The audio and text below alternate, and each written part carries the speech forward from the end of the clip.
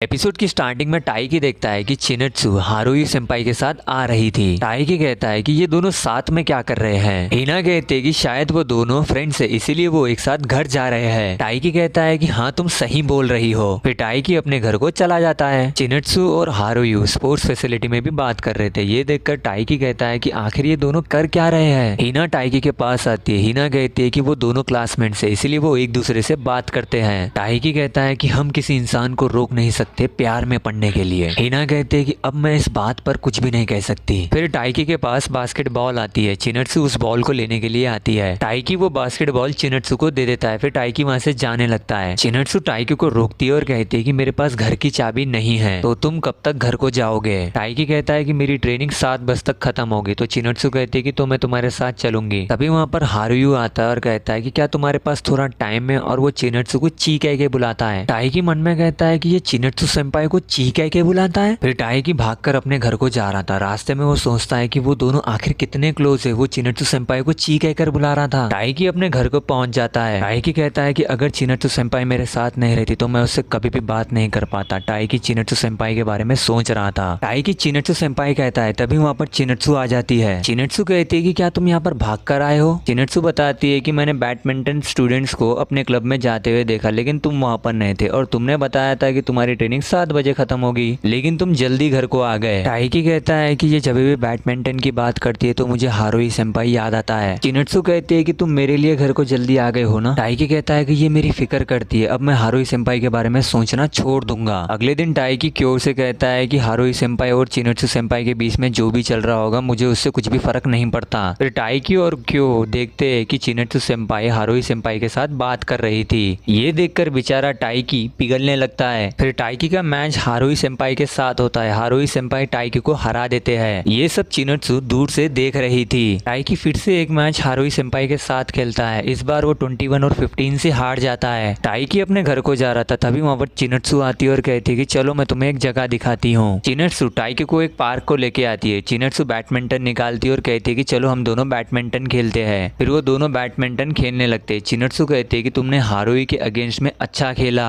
लेकिन तुम कभी भी हार नहीं मानना। चिनत्सु कहती है कि चलो हम दोनों एक साथ घर को जाते हैं। टाइकी कहता है कि तुम जाओ, मैं बाद में आता हूँ। अगले दिन टाइकी के पास हारुयू आता है और कहता है कि चलो हम दोनों प्रैक्टिस करते हैं। फिर वो दोनों एक साथ प्रैक्टिस करने लगते हैं। हारुयू टाइकी को गाइड करता है। बेचारा टाइकी बहुत ज्यादा थक जाता है और लकड़ी के सहारे चलता है। टाइकी को चिनत्सु सेंपाई का ग्रुप मिलता है। हारुयू सेंपाई टाइकी को पकड़ लेता है और कहता है कि ये मेरा बैडमिंटन पार्टनर है, इसे मैं कुछ भी कहूँ ये मेरी बात मान लेता है, ये एक दिन अच्छा बैडमिंटन प्लेयर बनेगा। तभी हारुयू को एक मैसेज आता है। तो हारुयू कहता है कि मेरी गर्लफ्रेंड का मैसेज आया है। टाइकी कहता है कि क्या तुम्हारी कोई गर्लफ्रेंड है। हारुयू कहता है कि हाँ मेरी गर्लफ्रेंड है, और चिनत्सु ने मेरी बहुत ज्यादा मदद की है। टाइकी कहता है कि इतने टाइम से ये मेरे मजे ले रहा था।